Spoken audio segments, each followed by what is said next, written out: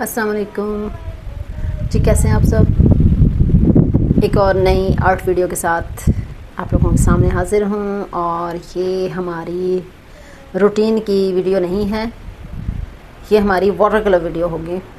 इससे पहले हमने एक सीरीज़ बनाई है जिसमें हमने पोर्ट्रेट्स ड्राइंग की थी, और आज मैंने सोचा कि थोड़ा सा डिफरेंट हो जाए, वाटर कलर पोर्ट्रेट हो जाए, वाटर कलर आर्ट हो जाए, और उसके साथ थोड़ा सा टॉपिक, कोई भी टॉपिक डिस्कस कर लेंगे। ठीक है, तो ये वाली ड्राइंग मैंने बनाई हुई है। अब इसे मैं अपने तरीके से अपनी टेक्निक्स के साथ मैं इसे फिल करूँगी। और पहले भी मैंने बताया हुआ है कि मैंने ड्राइंग्स में भी हमेशा सिंपल तरीका अपनाने की कोशिश की, और अब यहाँ पे भी वाटर कलर पेंटिंग में भी मैं लाइट से शुरू करती हूँ हमेशा। कलर ज़्यादा तंग ना करें, यही कोशिश होती है। तो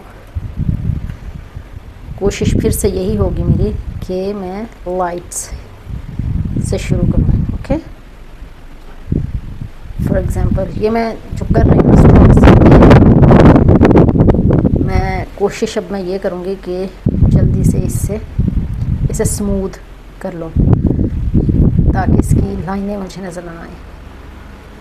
ड्राइंग में तो ये होता है कि हम लाइंस को अरेज कर सकते हैं, लेकिन वाटर कलर में हमें जल्दी से इस चीज़ को फॉलो करना होता है।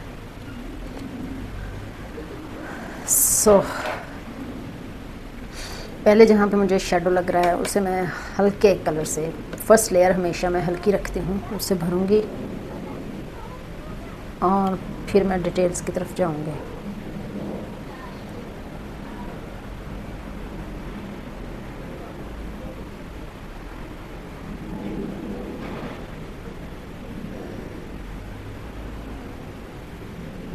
ओके, इसके रूल्स क्या हो सकते हैं? वाटर कलर के रूल्स लेयर वाइज काम होता है वाटर कलर में, और पैलेट को सादा रखती हूँ मैं। और एक और कोशिश होती है मेरी कि जो मेरा मन करे वही मैं कलर यूज़ करने की कोशिश करती हूँ, उससे मुझे रिज़ल्ट अच्छा मिलता है और मुझे सुकून भी मिल जाता है। यानी मैं पाबंद नहीं रहती हूँ रूल्स की, वहीं पे मेरी पेंटिंग्स में मैजिक शुरू हो जाता है।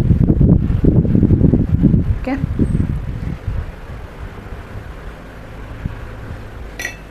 जहाँ मुझे लग रहा है कि मैंने थोड़ा सा बाहर निकलना है कलर को, वहाँ पे मैं उसे स्मूथ कर देती हूँ। ओके, अब हम इसके सूखने का इंतज़ार करेंगे, और second layer I don't know, देखते हैं कौन सा कलर होगा। मुझे तो सारा कलर ही पसंद है।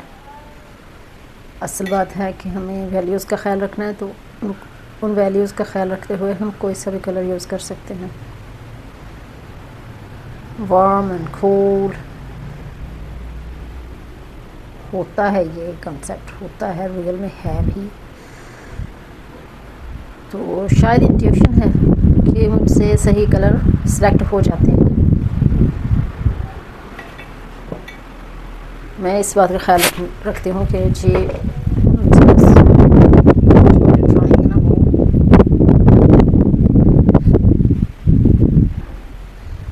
उसकी डेप्थ हो और उसकी वैल्यूज़ ठीक हों, और ये काफ़ी है मेरे लिए। देखने वाले के लिए भी वो फीलिंग्स आ जाती हैं जो पेंटिंग में है। वैसे मैं एक्सप्रेशंस पे ज़्यादा ध्यान देती हूँ। मेरी कोशिश यही होती है कि तस्वीर के जो असल एक्सप्रेशंस हैं ना, जो अंदर की दुनिया है, वो दिखे।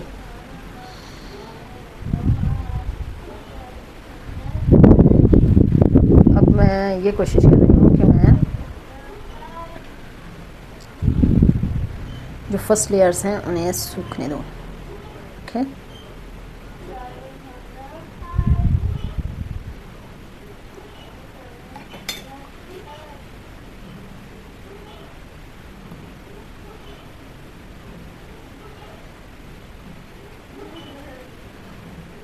तो यहाँ पे साथ ही साथ हम बात कर लेते हैं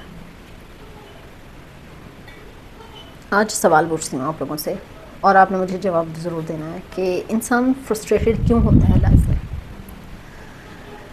क्या ऐसी बात होती है कि उसे लगता है कि वो काफ़ी नहीं है, क्या उसकी लाइफ का कोई मकसद नहीं है, वो जी ही नहीं रहा। ऐसी सोचें कब आती हैं, क्यों आती हैं इंसान के जहन में? इसका जवाब आपने अपने तौर पे जो आपको लग रहा है वो देना है, ना कि मुझे सुन के आपने एग्री होना है। एग्री होने की ज़रूरत नहीं है।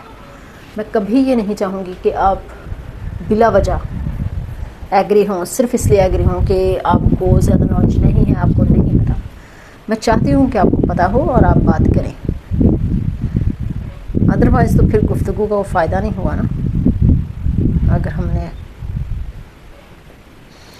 एक दूसरे के साथ एग्री ही होना है विदाउट एनी पॉइंट, एग्री होना भी है तो कुछ तो पॉइंट आपको रखना पड़ेंगे ना कि किस बात पे एग्री हो, क्यों एग्री हो। कुछ एग्जांपल है तो दे सकते हो आप। ओके, ये मैंने लाइटली कुछ लाइट एंड शेडोज़ को रख दिया है। अब ये ज़रा सूख ले तो मैं फिर क्या करूँगी, मैं उनको अलग करूँगी।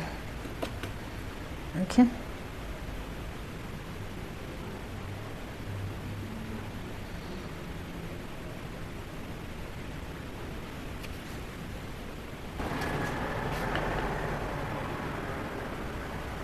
जब तक ये सूख रही है परिंदे वाली पेंटिंग, तब तक मैंने इस पे काम किया है।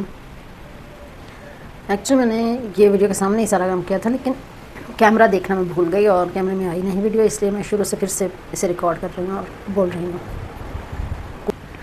कोशिश एक्चुअली मेरी यही थी कि हम वीडियो बनाते हुए बात करें और कुछ भी स्किप ना हो। ये भी मैंने अपनी पसंद का कलर यूज़ किया है, इसमें वैल्यूज़ का ख्याल रखूँगी। फ़िलहाल मैं फिल अप कर रही हूँ।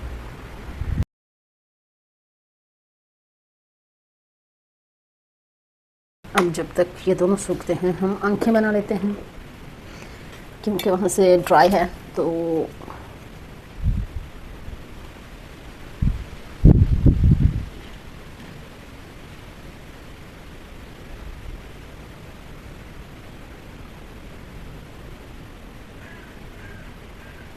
बात ये हो रही थी कि आपको क्या लगता है कि इंसान क्यों फ्रस्ट्रेटेड होता है अपने रोज़मर्रा लाइफ में। आज का जो पीरियड ऑफ टाइम है इसमें तकरीबन हर रोज़ ही इंसान दिन में 1-2 बार गुस्से में ज़रूर आता है, फ्रस्ट्रेटेड होता है, सोचें बदलती हैं, उसके एहसासात बदलते हैं। तो आपको क्यों लगता है ये रूटीन हमारी कब बनी और कैसे बनी? यानी जैसे होना चाहिए वैसे नहीं होता, और क्या होना चाहिए कि हमें तसल्ली मिले लाइफ में? ऐसी क्या कमज़ोरी हमें महसूस होती, क्या हमें कमी महसूस होती है कि जिसकी वजह से हम जो ना मिले तो फ्रस्ट्रेटेड हो जाते हैं? ये सोचने वाली बात है और इसका जवाब लेना हम सब के लिए बहुत ज़रूरी है। तो मेरे हिसाब से मैं बात करूँगी, मैं अपना जवाब दूँगी, आप मुझे लिखिएगा आपके मुताबिक जो भी सही है, जो भी जवाब आपको लगता है कि ठीक है। तो मुझे ऐसा लगता है कि इंसानी ज़रूरियात कश्मकश का शिकार होने की वजह से हम फ्रस्ट्रेटेड फील करते हैं। हमें बाज़ औक़ात ये क्लियर नहीं हो पाता कि हम क्या चाहते हैं, हम किससे क्या चाहते हैं, हम खुद से क्या चाहते हैं, और जब ये मिक्सअप हो जाता है तो हम फ्रस्ट्रेटेड फील करते हैं, फ्रस्ट्रेटेड हो जाते हैं। और इसका असर सिर्फ हम पे ही नहीं पड़ता, हमारी मेंटल हेल्थ सिर्फ ख़राब नहीं होती है, हमारे साथ रहने वालों पे भी बहुत बुरा असर पड़ता है, जिसकी वजह से रिलेशनशिप्स बहुत हद तक ख़राब होते हैं, और उनके ख़राब होने की वजह से भी हम फिर और ज़्यादा फ्रस्ट्रेटेड फील करते हैं। तो ये साइकिल इस तरीके से चलता रहता है। इसमें हम कभी भी किसी दूसरे शख्स को कसूरवार नहीं ठहरा सकते हैं कि फ़लाँ की वजह से हम फ्रस्ट्रेटेड हुए या फ़लाँ की वजह से हमें गुस्सा आ रहा है, हमारी फीलिंग्स ऐसे हैं। ये इंसान का ज़ाती मामला है, फ्रस्ट्रेटेड होना या ना होना। तो इस पे गौर करने की ज़रूरत है हम इंसानों को। क्यों गौर करने की ज़रूरत है? क्योंकि कोई भी इंसान फ्रस्ट्रेटेड नहीं रहना चाहता। कोई भी इंसान नहीं चाहता कि वो 24 आवर गुस्से में रहे और उलझता रहे, ख़ुद से भी और दूसरों से भी। इसलिए कुछ चीज़ों का जवाब हमें अर्ली वक्तों में मिल जाना चाहिए, कुछ चीज़ों का जवाब हमें जल्दी मिल जाना चाहिए। जब तक जवाब नहीं मिलेगा तब तक हम ऐसे ही गुस्से में रहेंगे, फ्रस्ट्रेटेड रहेंगे, दूसरों को मुर्द इल्ज़ाम ठहराएंगे। तो जब ज़रूरियात बहुत ज़्यादा हो गई और उनमें हमें फ़र्क करना भूल गए हम कि कौन सी अहम है, कौन सी अहम नहीं है। कुछ ज़रूरियात हमारी लिस्ट में कंपैरिज़न की वजह से शामिल हुई दूसरों को देख के, कुछ ज़रूरियात सच में ज़रूरियात हैं और कुछ सिर्फ़ ख़ुद को कुछ फ़ील करवाने के लिए, दूसरों के सामने कुछ दिखे जाने के लिए कि हम दूसरों को कुछ नज़र आएँ, कुछ लगें, यानी इम्प्रेस करने के लिए कह सकते हैं। कुछ फ्रस्ट्रेशंस इसलिए भी हो सकते हैं कि हमने पहले क्यों नहीं सोचा और दूसरे ने कैसे सोच लिया। आई मीन टोटली हम अगर थोड़ा सा इसे इन शॉर्ट समझें तो सब का सब जो है ये हमारा ख़ुद से फासला और दूसरों पे ज़्यादा ध्यान और दूसरों पे सिर्फ दूसरों की लाइफ में इंटरफेरेंस करना। इंटरफेरेंस सिर्फ वर्ड्स के थ्रू नहीं है, हम इंटरफेरेंस दूसरों की लाइफ में सोचों के ज़रिए भी करते हैं। कोई लेना देना नहीं होता हमें उनकी लाइफ से, लेकिन हमें लगता है कि हम अगर दूसरों की लाइफ पे ध्यान रखेंगे तो शायद हमें कुछ मिल रहा है या एटलीस्ट तसल्ली मिल रही है कि हम उन पे बात कर रहे हैं और हमारे अंदर ये फीलिंग्स आ रही हैं कि हम उनसे अच्छे हैं या अच्छे हो जाएंगे, उन्हें नहीं पता हमें पता है, वगैरह वगैरह। तो ये जस्ट वेस्ट ऑफ टाइम है। फ्रस्ट्रेशन होगी ऑफ कोर्स, इससे और भी ज़्यादा फ्रस्ट्रेशन। आपने देखा कि हर पॉइंट और ज़्यादा फ्रस्ट्रेशन लाता है, तो कैसे निपटा जाए, दैट्स अ क्वेश्चन। इसका जवाब भी आप मुझे देंगे, आप मुझे जवाब इसका लिखेंगे जो आपको लग रहा है, ना कि आपने मेरा सुन लिया और या दैट्स इट कह दिया। नो, तो मेरे मुताबिक तो यही है कि हमारी लाइफ सादा होनी चाहिए। सिर्फ लाइफ 3D दुनिया वाली लाइफ नहीं कह रही हूँ, फिज़िकल लाइफ नहीं कह रही हूँ, हमारे सोचों की प्रोसेस, सोचों का वो भी सिंपल हो। हमें पता होना चाहिए, माइंडफुली पता होना चाहिए कि हम कहाँ पे क्या सोच रहे हैं, क्या फ़ील कर रहे हैं, हमारा दूसरों की ज़िंदगी में मुदाखलत का कितना हक़ है, कितना नहीं है, हमारा ख़ुद की लाइफ को देखना कितना ज़रूरी है, नहीं है। इन चीज़ों पे हमें हर रोज़ एक बार नज़रसानी करनी ज़रूरी है हमारे लिए, हेल्थीली आगे बढ़ने के लिए। अदरवाइज़ ऐसे लोग देखे हैं मैंने जिनकी लाइफ कंपैरिजन में गुजर गई और उन्हें पता तक नहीं चला कि वो अपनी लाइफ के लिए कुछ भी नहीं कर सके और फ्रस्ट्रेशन में, गुस्से में, नफ़रत में, कदूरत में पूरी लाइफ बर्बाद हो गई। ऐसा तो कोई इंसान नहीं चाहेगा, वो भी नहीं चाहते होंगे, लेकिन उन्हें भी समझ ही नहीं आई कि कहाँ पे चूक हुई और वो अपनी लाइफ से दूर हो गए। तो my dear friends and family, सादा लाइफ का मतलब ये है कि अगर आपने अपनी लाइफ के बारे में कुछ प्लानिंग की है तो उनको इतना लंबा चौड़ा मत खींचो, उन पे काम करो। उन पे काम करो कि आपको पता चले वो जो तरीका, जो प्लानिंग आपने बनाई है वो आपकी लाइफ के लिए सूटेबल है या नहीं। वो कैसे पता चलेगा? वो प्रैक्टिकली इन्वॉल्व हो के पता चलेगा, नतीजा देख के पता चलेगा। तो कभी भी डरना नहीं चाहिए, कि रिस्क लेने से डरना नहीं चाहिए, नतीजा गलत हो इस बात से नहीं डरना चाहिए। बस इंसान को इन एक्सपेरिमेंट्स में, इन रिस्क्स में शामिल हो जाना चाहिए। लाइफ इसी का नाम है। लाइफ को बचा बचा के भी रखने से कोई इंसान अपनी जो तयशुदा उम्र है उससे ज़्यादा नहीं जी सका। समझ रहे हैं ना आप? अपनी लाइफ की, अपनी चॉइसेस की रिस्पेक्ट करते हुए बस आप अपने काम पे ध्यान दें। जब इंसान बिज़ी हो जाता है उन कामों में जो कि उसे फ़ायदा भी देते हैं और उसकी हेल्थ भी ठीक रख रहे हैं और उसके पसंद के काम हैं, तो फ्रस्ट्रेशन वैसे भी रहती नहीं है। फ्रस्ट्रेशन ज़्यादातर उन लोगों को होती है जो सोचते ज़्यादा हैं और काम कम करते हैं।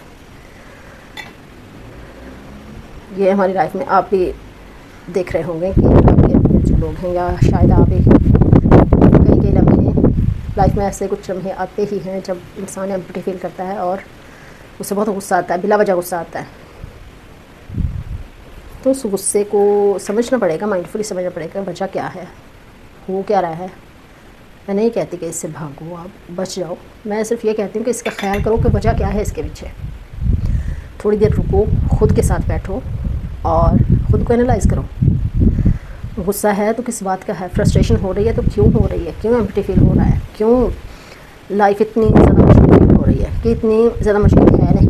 लाइफ हमारे लिए है, हमारे वजूद से है लाइफ। अगर हम ज़िंदा हैं तो लाइफ है, अगर हम नहीं हैं तो लाइफ की स्टोरी भी वहीं पे ख़त्म हो जाती है। ठीक है। तो जब तक ये सूखता है हम इस पे थोड़ा सा काम कर लेते हैं। That's it. ओके,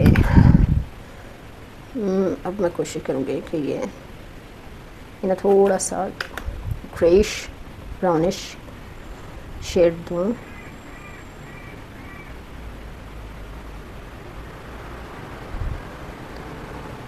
तो ये बहुत बड़ा मसला है एक्चुअली, इस पे बार बार डिस्कशन होनी चाहिए कि फ्रस्ट्रेशन क्यों हो रही है। हर उम्र के इंसान को फ्रस्ट्रेशन होती है और हर रोज़ होती है, कभी भी हो जाती है। कभी भी इंसान तंग फील करता है, कभी भी इंसान फील करता है जैसे उसे धुतकारा गया हो, जैसे उसे छोड़ा गया हो, उसे अकेला छोड़ दिया गया हो और उसके साथ उसके हक खाए गए हों, ऐसा सोचता है। लेकिन क्या हम इस बात पे कभी फ्रस्ट्रेटेड हुए हैं कि हमने किसका हक मारा है या हमने किसको हक नहीं दिया टाइम पे? होते हैं ऑफ कोर्स, इसे रिग्रेशन भी कहते हैं, रिग्रेट भी कहते हैं। तो फीलिंग्स हमें सब कुछ बताती हैं, हमारे अंदर के एहसास हमें सब बताते हैं रीज़न्स क्या है। अगर हम उन रीज़न्स को समझ लें तो तलाफ़ी होना बहुत आसान हो जाए, और जब तलाफ़ी हो गई तो फिर हमारी हेल्थ भी ठीक, हम भी ठीक, और फ्रस्ट्रेशन भी ख़त्म। फ्रस्ट्रेशन का एक लाइटली मीनिंग ये भी है कि जब हमें किसी इम्तिहान वगैरह से गुजरना पड़े तो डर सा लगता है, पता नहीं पास होंगे या नहीं, कि मेहनत तो की होती है लेकिन वो थोड़ी सी एक्साइटमेंट का मिक्सचर जो होता है ना, जो डर और एक्साइटमेंट, तो उससे घबराने की ज़रूरत नहीं है। वजह फिर भी आपके सामने है, ठीक है। तो हमें, मुझे लगता है थोड़ा सा इंसान होने के नाते थोड़ा सा आगे बढ़ जाना चाहिए और देख लेना चाहिए कि हमें किस तरीके से ख़ुद से फ़ायदा हो रहा है, हमारे साथ वालों को या इंसानियत को किस हद तक हमसे कुछ मिल रहा है, कुछ पॉजिटिव मिल रहा है। लाइफ की गंभीरी में दब के रहने की ज़रूरत नहीं है, हमसे है और ईजीनेस का ताल्लुक भी हमसे ही है। तो हमें माइंडफुली यहाँ पे ध्यान रखना पड़ेगा और ये देखना पड़ेगा कि हम कब किस वक्त कैसे फील करते हैं। और वैसे भी एक और तरीका है हमारी सोसाइटी में, हम दूसरों पर गुस्सा उतारते हैं। हमें हर वक्त जल्दी होती है, हमें इस बात की भी जल्दी होती है कि जो हम सोच रहे हैं वो बता दें जल्दी से सामने वाले को, भले वो गलत है बात या ठीक है। और हमें इस बात की भी जल्दी होती है कि अगर हमें कोई गुस्सा है तो हम बस सामने वाले पे उतार दें। हम खुद को इतना ज़्यादा डिस्प्ले करना चाहते हैं। ओके, अगर बात आती है कि दूसरे को समझें तब हम पाँव पीछे हटा लेते हैं, एक कदम पीछे हट जाते हैं। That's not fair. सब इंसान हैं और सबको ज़रूरत है केयर की, सबको केयर की समझा जाने की ज़रूरत है। वो मर्द हो औरत हो, आदम की औलाद है तो उसे ज़रूरत है कि उसे समझा जाए, उसके साथ हमदर्दी भरती जाए, उसे भी प्यार मिले, उसे बिला वजह धुतकारा ना जाए, ना ज़ात पात की वजह से, ना मज़ाहब की वजह से, ना कल्चर की वजह से। तो ये रेवोल्यूशन वाली सोच है। अगर हम ऐसा सोचना शुरू कर दें तो मुझे लगता है बहुत सारी प्रॉब्लम्स वैसे ही ख़त्म हो जाएं। पता नहीं कंपटीशन किस बात का है, किससे है? खुद को हार के हम दूसरों को जीतना चाहते हैं। अपनी ज़ात का कि हमारे अंदर क्या चल रहा है, हम कर क्या रहे हैं, और हम दूसरों पे इतने बड़े फिलोसोफर बन जाते हैं, ऐसे बनते हैं जैसे सब कुछ हमें पता है। तो यही कहूँगी, दैट्स नॉट फेयर मैन। जागने की ज़रूरत है। लेट हो गए हैं हम यानी जागने में। कि फ्रस्ट्रेशन पे मैं कल फिर बात करूँगी, इस टॉपिक पे बार बार बात करने की ज़रूरत है हमें।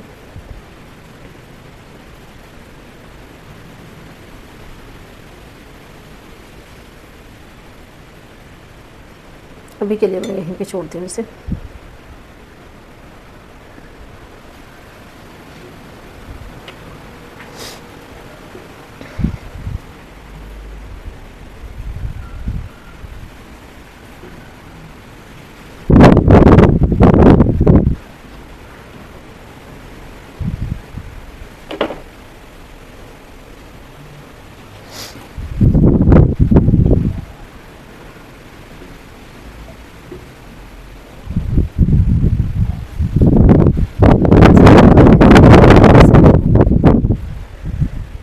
इस टॉपिक पे भी आप लिख सकते हो।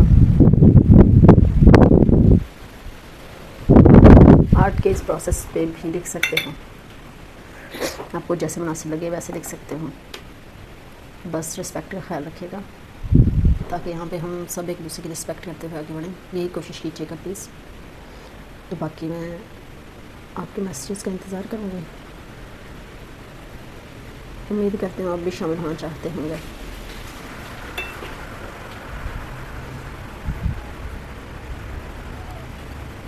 तो करते हैं फिर कल इसी पे बात और इसी पेंटिंग पे काम।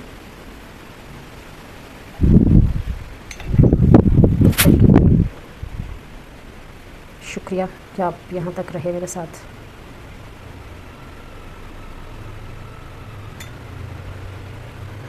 ये मेरे लिए बहुत ही आला चीज़ है कि मैं आप लोगों के साथ बात करती हूँ, और जब आपने आगे से मुझे जवाब देना शुरू किया तब तो बहुत ज़्यादा ईजीनेस हो जाएगी, बात करना भी अच्छा हो जाएगा और ज़्यादा अच्छा हो जाएगा, और आप लोगों की बात में शामिल होना पॉजिटिव इफ़ेक्ट्स लेके आएगा। कल हम इन पंखों को अलग अलग करेंगे।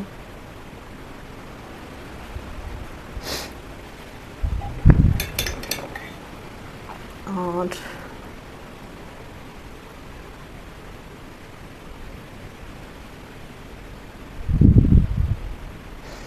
हमारी कोशिश यही रहेगी कि सब काम अच्छा हो जाए।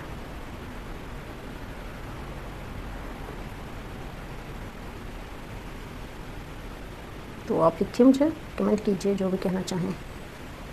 शुक्रिया आपने यहाँ तक वीडियो देखी, मेरे साथ बने रहे। Thank you so very much.